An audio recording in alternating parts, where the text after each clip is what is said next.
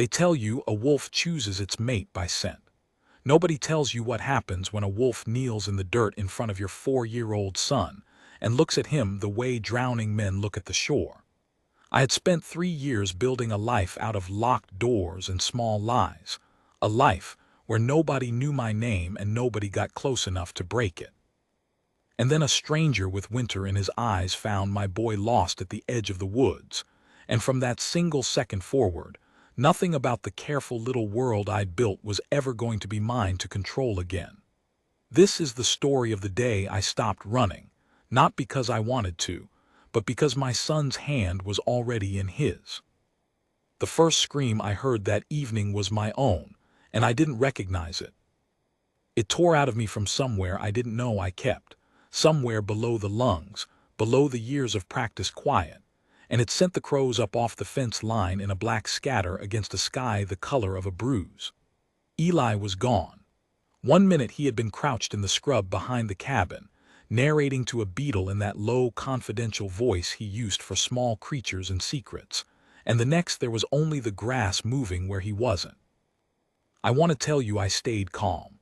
I want to tell you I was the kind of mother who has a plan, who counts to 3 and scans the perimeter and trusts the universe. But I am not that mother. I am the mother who had moved her child 4 times in 3 years, who slept with the truck keys under her pillow, who flinched at the sound of a heavy boot on a wooden step. The kind of fear I'd been carrying for years has a specific weight, and when Eli vanished into the tree line of a forest I didn't trust, that weight dropped straight through the floor of me. Eli, the name came apart in my mouth. Eli, baby, where are you? The town was called Greywater, and I'd chosen it for the reasons I chose all my towns, because it was small enough to disappear in and far enough from everything that no one would think to look. It sat in the lap of a mountain that the locals talked about the way other people talk about weather, which is to say constantly, and with a respect that bordered on superstition.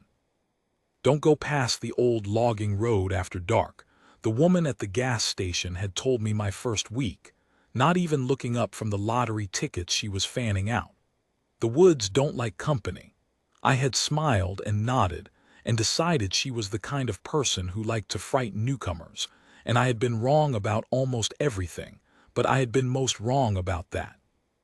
I went into the trees the way you go into cold water, all at once, because hesitating would have killed me.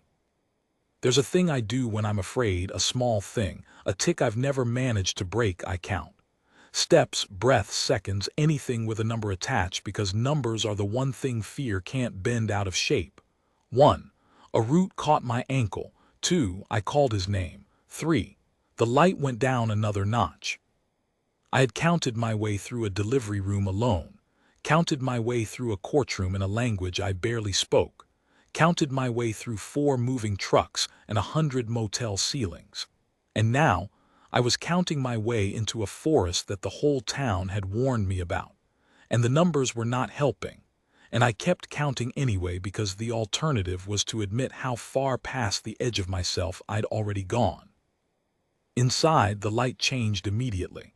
It went green and dim and watchful, filtered down through a canopy so thick the dusk arrived early under it. Pine and wet bark and the mineral smell of a creek somewhere I couldn't see. My sneakers slid on the needle-slick ground, and a branch opened a thin line of fire across my cheek, and I didn't care. I didn't care about any of it.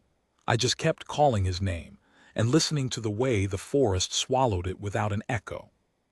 You learn things about yourself in those minutes. I learned that I would have walked off the edge of the world if his small voice had come from the other side of it. I learned that every promise I had ever made to keep him safe had been a kind of arrogance, because safety was never something I had the power to give. It was only ever something I had been lucky enough to borrow. And I learned, with a clarity that has not left me since, that I had no idea what lived in those woods, and that I was about to find out. I found his shoe first. A small blue sneaker, the left one, lying on its side at the base of a fallen log with the Velcro still fastened, which meant it hadn't come off in a struggle. It had come off the way shoes come off small running children, mid-stride, abandoned and forgotten. I picked it up and held it against my chest like it was the boy himself. And that was the moment the fear curdled into something worse, something that doesn't have a clean name. Not panic. Panic moves. This was the opposite of moving. This was the body understanding, before the mind will allow it, that the worst thing might already have happened. Then I heard him laugh. It came from down the slope, through a stand of birch gone silver in the failing light, and it was such an impossible sound, bright, unbothered, delighted, that for a half-second I thought I'd invented it out of need. But then it came again, that two-note giggle I'd have known in a stadium, and I went toward it half-falling, branches catching at my sleeves, and I came out into a small clearing where the creek ran shallow over flat stones. And there was my son. He was sitting in the dirt by the water, perfectly fine, perfectly happy, his socked foot tucked under him, and he was holding out his hand, that tiny open hand, the one I had held 1,000 times, toward an animal I did not at first understand I was seeing.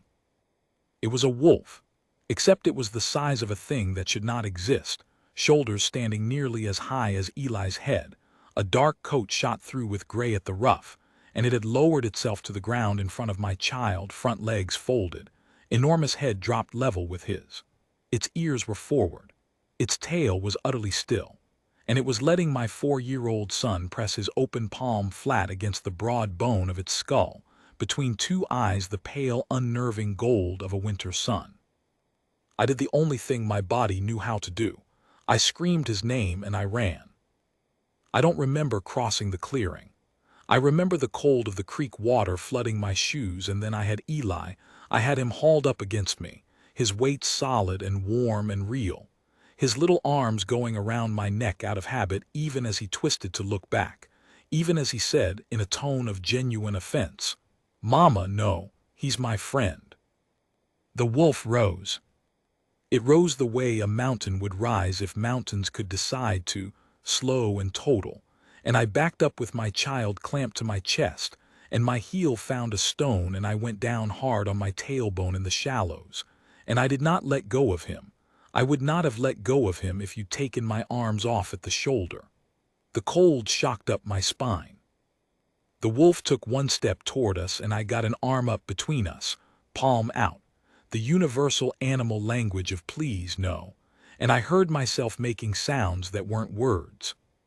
And then the wolf changed. I have spent a long time trying to find the right way to describe what I saw in that clearing, and I have never managed it, because the truth is that the human mind is not built to file the memory correctly. There was no slow horror movie unfolding. There was a kind of fold in the air, a wrongness that my eyes refused for an instant, the way they refuse a word on a page you've read too many times, and where the wolf had been standing there was a man. A man on one knee in the creek, breathing hard, dark hair dripping, bare to the waist in the cold dusk like it was nothing. He was perhaps 30, with a body that looked carved for endurance rather than display. Scars seemed silver across his ribs and one shoulder, and he had the same eyes. That was the part I couldn't get past. The eyes hadn't changed. Pale gold, almost amber at the center, and they were not looking at me at all. They were looking at my son. "Don't," I said, my voice came out wrecked. "Don't you come near him. I had nothing, a rock, a scream, the sheer animal will of a frightened mother, which I had always believed was a force in the world, but which suddenly felt very small in front of whatever this was. "I'll kill you," I finished, and I meant it, and I think we both knew I had no way to do it. The man didn't move. He stayed where he was, on one knee in the water, and he raised both his hands slowly, palms out, mirroring the gesture I'd made at the wolf, and there was something almost unbearable in seeing my own helpless plea offered back to me by the thing I was afraid of. "I'm not going to hurt him," he said. His voice was low and rough, like he didn't use it much. "I would never hurt him. I found him by the road. He was following a stream. I kept him from the cliffs." He swallowed. "I kept him from the cliffs," he said again, quieter, as though the second time was for himself. Eli, blissfully unaware that the planet had just tilted off its axis, lifted his head from my shoulder and pointed at the man with the unself-conscious cruelty of small children. "That's the doggy," he informed me. "He found me. I wasn't scared even one bit."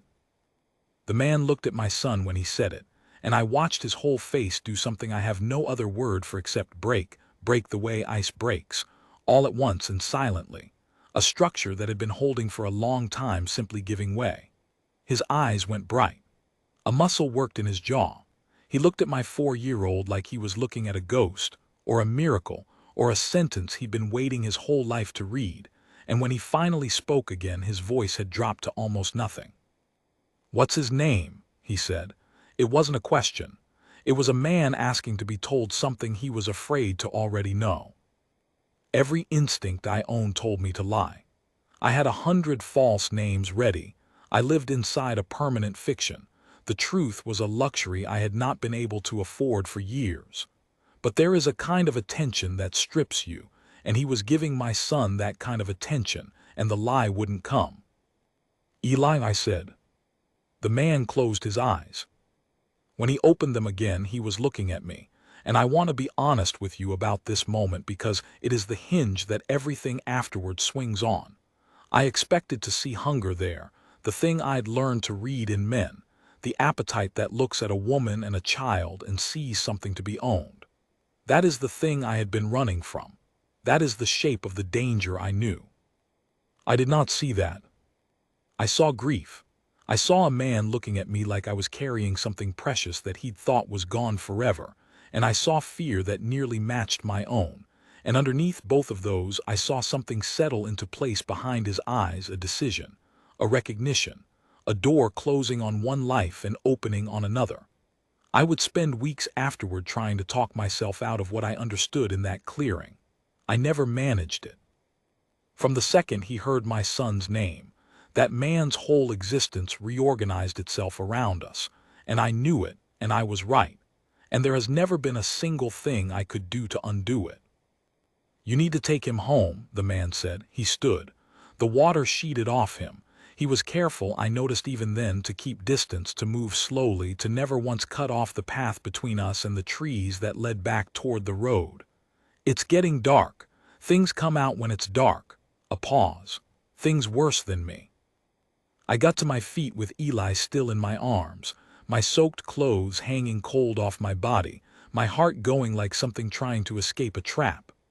"Who are you?" I said. "Roan," he said it like it cost him. "I look after the land out here. The pack," he stopped, recalibrated, chose smaller words for a creature who couldn't yet hold the big ones. "I look after the land. You and the boy shouldn't be in these woods alone again." "We're leaving in the morning," I said, which was a lie I invented in that exact instant and which I fully intended to make true. "We're leaving, and you're never going to see us again."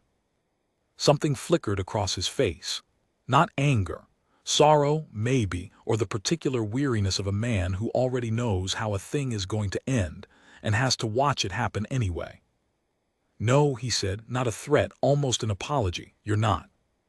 He turned and walked into the trees.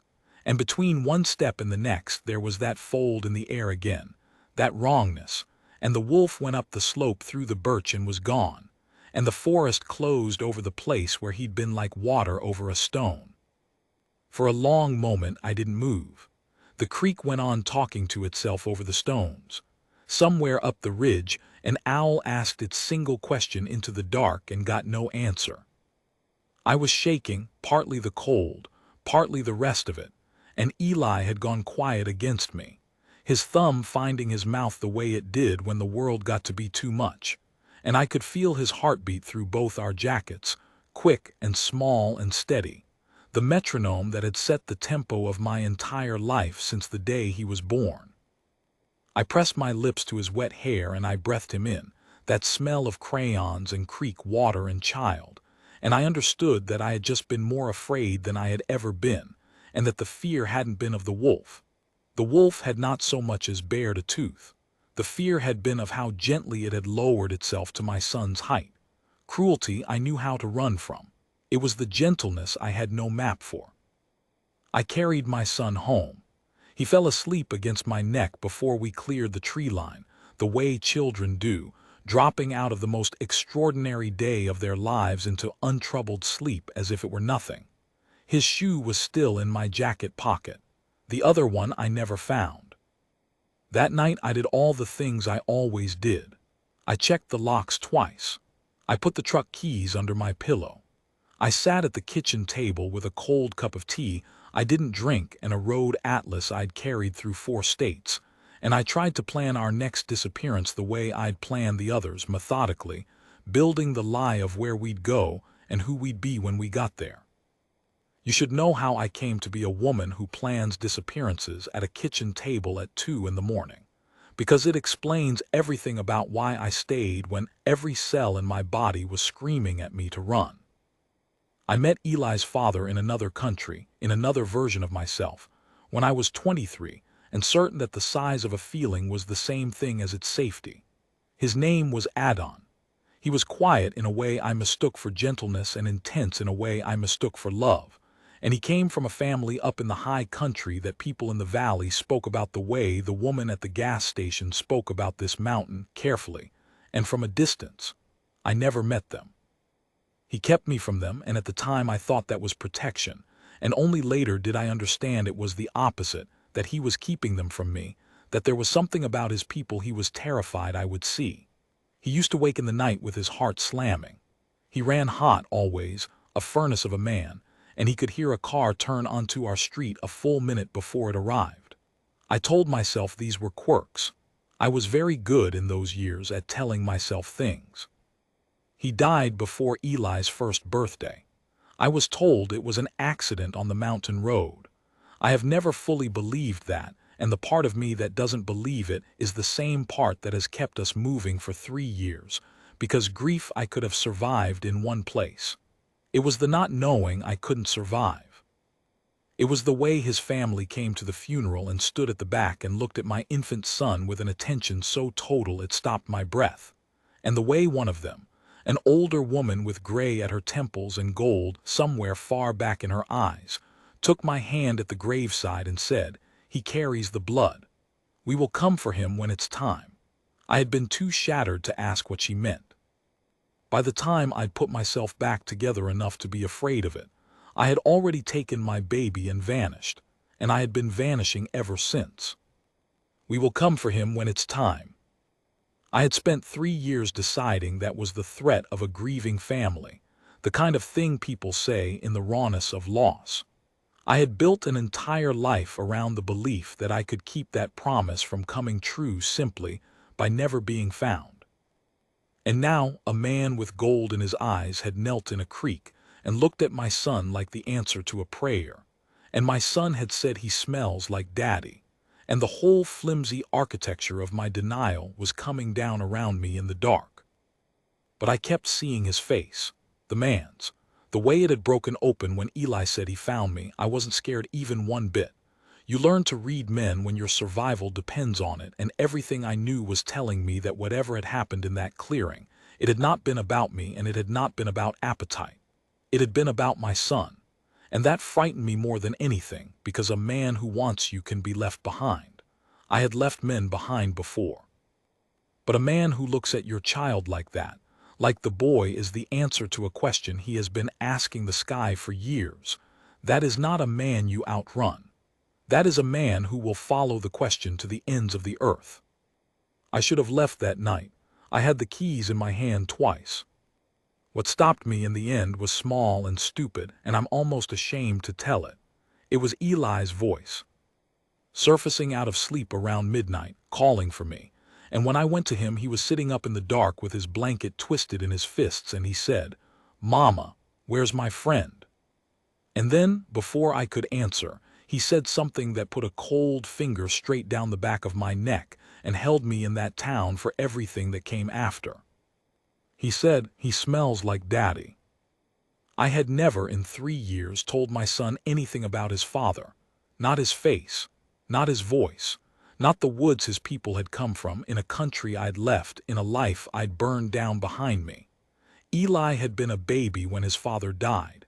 He had no memory to draw on, nothing, and I had been so careful, so deliberate to give him none. He could not have known what his father smelled like. And yet my son lay back down, perfectly content, certain in the way only small children are certain, and was asleep again before I could find my voice, leaving me standing in the dark of that borrowed cabin with the whole carefully buried truth of my old life rising up through the floor toward me, and the dawning, terrible understanding that the man in the woods had not been a stranger at all. I didn't sleep. I sat by Eli's bed until the window went gray, watching my son breathe, watching the boy who smelled like the dead, and somewhere out past the tree line, far up the dark shoulder of that mountain that the whole town spoke of in lowered voices, something was watching the cabin. I couldn't see it, but I knew, the way you know, the way Eli knew. And when the sun finally came up over Graywater, I did not pack the truck. He came back the next morning, but not as the wolf. He came as a man in a worn canvas coat, walking up the dirt track to the cabin with his hands visible and his pace slow, the way you'd approach a horse that's been beaten, and he stopped a good 30 feet from the porch and waited. He didn't call out. He just stood in the cold morning light with his breath smoking, and he waited, and there was something in the patience of it that undid me more than any amount of force could have. I had braced my whole life against force. Against patience I had no defense at all. Eli saw him through the window before I could stop it and was out the door shrieking with joy, my careful, wary, watchful boy who took weeks to warm to a kindergarten teacher, flinging himself at the knees of a man he'd met once, and Roan went down on his heel and caught him and held him with a kind of terrified care, like he was holding something made of glass and light, and over the top of my son's head he looked at me and said, "I'll go if you tell me to. I'll go right now and you'll never see me again." A breath, "But I don't think you want me to, and I don't think it's safe for you if I do."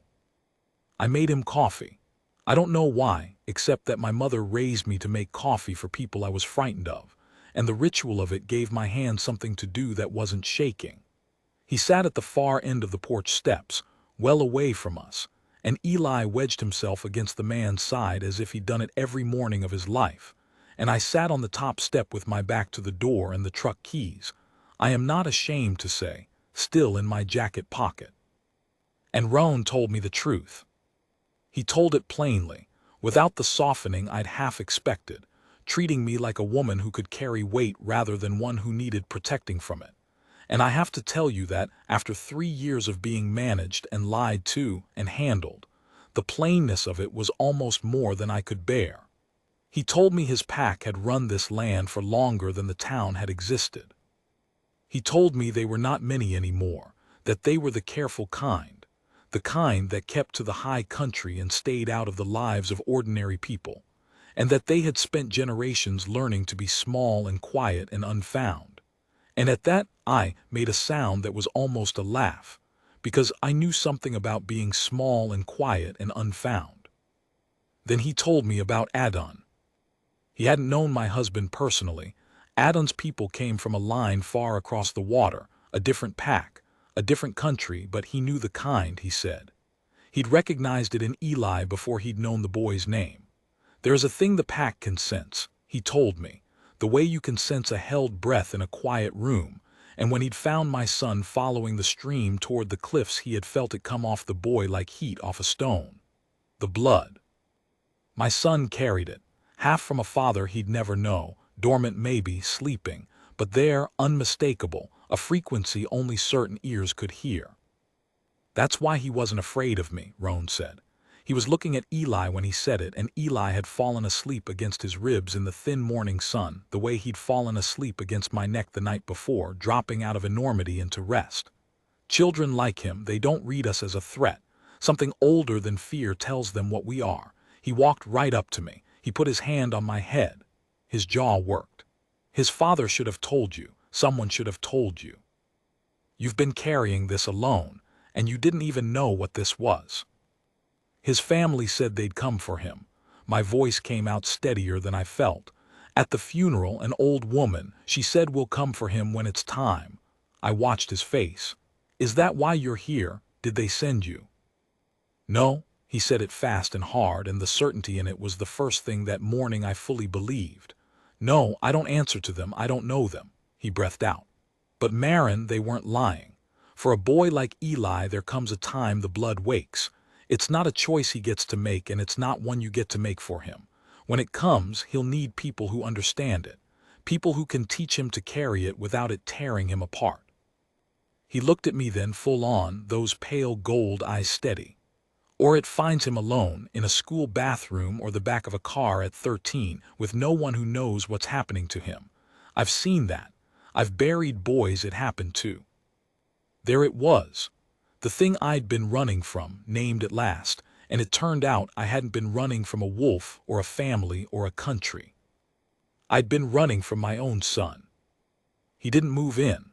I want to be clear about that, because the way these things get told afterward, people assume the man simply installed himself in our lives, and it wasn't like that, and the difference mattered enormously to me. He stayed at the edge. He came in the mornings and split the wood I didn't know how to split for a winter I hadn't believed I'd still be here for. He taught Eli to recognize the tracks of every animal on that mountain, crouched in the mud with him, the two of them with their heads together. And I would watch from the window with a dish towel knotted in my hands and feel something in my chest that I had spent 3 years refusing to feel, because feeling it had always, in the end, cost me everything. He never touched me. Weeks of this, and he never once crossed the distance between us, never pressed, never used the easy leverage that a frightened woman alone with a child hands a man without meaning to. And slowly, this is the part I can hardly explain. Slowly, the not touching became its own kind of language, louder than any touch could have been. There were small things. There are always small things, and it's the small things that get under the walls when the big ones can't. The way he learned, without being told, that Eli wouldn't eat anything the green vegetables had touched, and started cutting the boy's plate into careful zones with the side of a fork.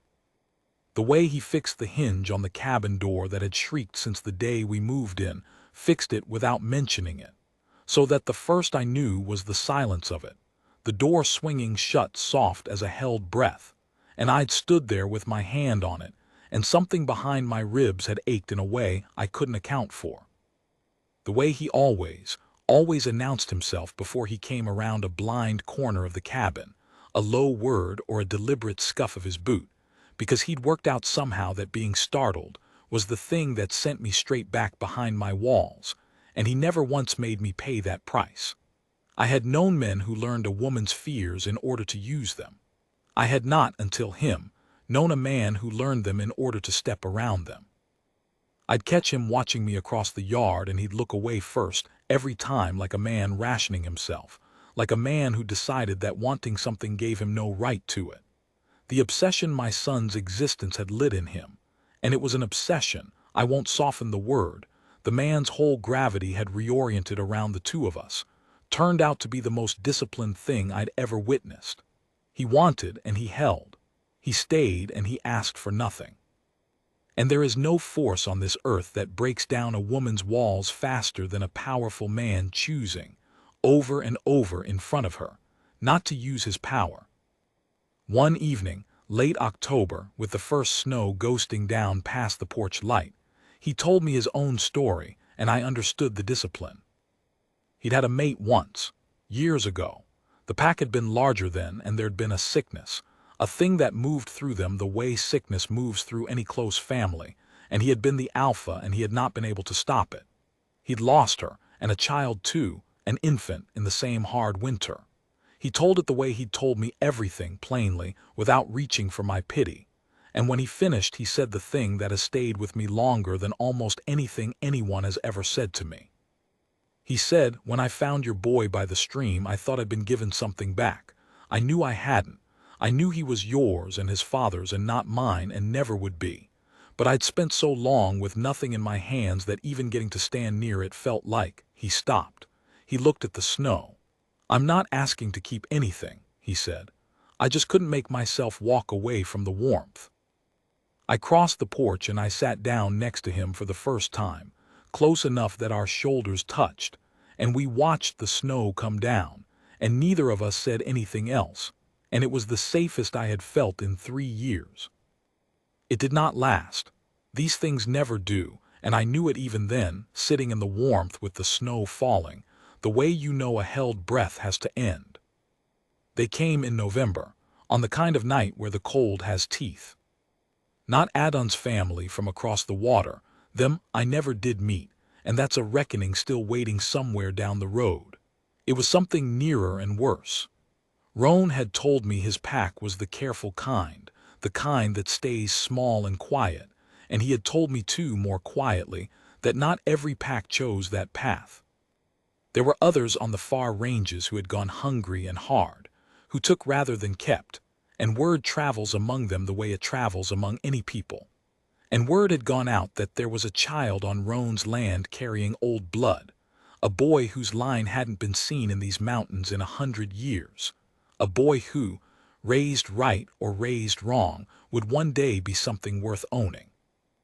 I learned all this in about 90 seconds in the dark, with Eli's hand crushed in mine, because that's how fast the careful life I'd built came apart. The night had started ordinary, which is the cruelty of these nights. They never announce themselves. We'd had soup. Eli had lined his toy animals along the windowsill in an order known only to him and lectured them about the snow. Roan had been at the stove, and I remember the domestic sound of the hatchet on kindling, that steady tock, tock, the most reassuring sound in the world, and I remember thinking, with the small dangerous wonder of a person who has forgotten to be afraid, that I could get used to this, that I might already have. The dogs that weren't dogs came down out of the tree line while Roan was inside splitting that kindling at the stove, and the first I knew of it was the way every hair on his body stood up at once, and he went absolutely still with the hatchet in his hand and said, in a voice gone flat and strange, "Take Eli into the back room. Now, don't come out. Whatever you hear, don't come out." And then the man I'd watched ration himself for 2 months, the man who looked away first every single time, turned toward the door, and there was that fold in the air, that wrongness my eyes still refused, and the kindling scattered across the floor, and the wolf went through the screen door like it was paper. What happened in the yard, I heard more than saw. I had Eli in the back room with the door braced and my body between him and the world, my hand over his ear and his face pressed to my chest, and I will not pretend to you that I was brave. I was the opposite of brave. I was a woman who had run from exactly this for 3 years specifically, so that I would never have to be brave, because I knew, I had always known, that if it came to it, I did not have whatever it took to stand between my child and the thing that wanted him. I was wrong about that too. When the back window broke, when a shape came through it in a spray of glass, low and fast and wrong, going for my son, I did not count. I did not freeze. Something older than fear, the same thing that had told my son a wolf was a friend, told me exactly what to do, and I did it without a single thought, with the kitchen knife I'd grabbed on the way to the room and forgotten I was holding. I put myself in the gap. I am not going to describe it. I'll only tell you that I have a scar now that runs from my left collarbone down toward my heart. A thin silver seam not unlike the ones I'd seen on Roan's ribs in the creek that first evening, and that when Eli is older and asks me where it came from, I have not yet decided what I'll say. I held the gap long enough. That's all that matters. I held it the 4 or 5 seconds it took for the gray shape to come back through the broken window, and after that the thing in the room with us was not my problem anymore. It was Roan's, and Roan, I understood for the first time in those seconds, was not a gentle creature who lowered himself to a child's height. That had been a choice, the gentleness, the same discipline I'd watched him exercise for 2 months, and it was a choice he was no longer making. I looked away. I held my son's face to my chest and I looked away, and I have never once regretted it. By morning there was fresh snow over the yard, and you couldn't tell anything had happened there at all. So now you know how I came to be standing in a cabin doorway in the gray light after, with my son asleep at last, and a man I'd known 2 months sitting on my broken floor with his back against the wall, bleeding in a way that was already closing, looking up at me with those eyes, waiting again, always waiting for me to tell him what came next. Here is the decision I had to make, and I want you to understand it cost me more than the scar did. I could still run. The truck keys were in my jacket pocket. I'd run from less. I could take Eli and disappear the way I'd disappeared 4 times before, find a flatter, emptier place far from any mountain, and spend the rest of my life keeping my son small and quiet and unfound, the way I'd been doing, the way Roan's pack had done for generations, the way I knew how to do. I could keep him from all of it, the blood, the danger, the wolves who wanted him, the wolf who loved him. I could give my son a life with no wonder in it and no terror in it and call that protection. Because for 3 years I had genuinely believed those were the same thing. Or I could stay. I could let my son grow up knowing what he was. I could let him learn the tracks and the high country and the old frequency in his blood, let him become the thing his father had been too afraid to let me see, and accept that in doing so I was handing him a life that would always have teeth in it. I could stop running from my own child. A braver woman would tell you the choice was obvious. It was not obvious. I sat down on the floor across from Roan in the wreck of that kitchen, as the snowlight came up gray and gold through the broken window, and I cried in front of another person for the first time since the funeral, ugly and silent, and he didn't reach for me. He just let me, the way he'd let me do everything in my own time for 2 months. And when I was done, I wiped my face on my sleeve and I asked him the only question that mattered. I thought about Adon while I sat there, about the furnace of a man I'd married, who had woken in the night with his heart slamming and never once told me why, who had kept his whole self locked away from me because he was afraid of what I'd see, and who had died, maybe, partly of that loneliness, of carrying a thing alone that was never meant to be carried alone. I had spent 3 years thinking the lesson of my husband's life was that the blood was a curse to be outrun. Sitting on that broken floor, I understood I'd had it exactly backward. The curse had never been the blood. The curse had been the hiding. Adon hadn't been destroyed by what he was. He'd been destroyed by spending his whole life pretending he wasn't it. And here I was, 3 years deep, about to hand my son the identical inheritance, the same locked rooms, the same lonely furnace. In the name of love, the way Adon's family had probably told themselves it was love, the way everyone always tells themselves it's love. If I stay, I said, if I let him be what he is, will you teach him to carry it without it tearing him apart? He didn't answer right away. He looked at the boy asleep in the next room. The boy who carried his dead father's blood and his dead son's place in the world. And when he looked back at me, his eyes were wet too, and he said, "For as long as I'm breathing." I didn't say yes that morning. I want to be truthful with you to the end. I didn't fall into his arms, and I didn't promise him forever, and I didn't even fully unpack the truck for another week. What I did was smaller than that, and bigger. I took the keys out of my jacket pocket, and I set them on the table, and I left them there. Eli woke an hour later, climbed into my lap without a word, and looked through the broken window at the snow and the tree line and the mountain that the whole town spoke of in lowered voices.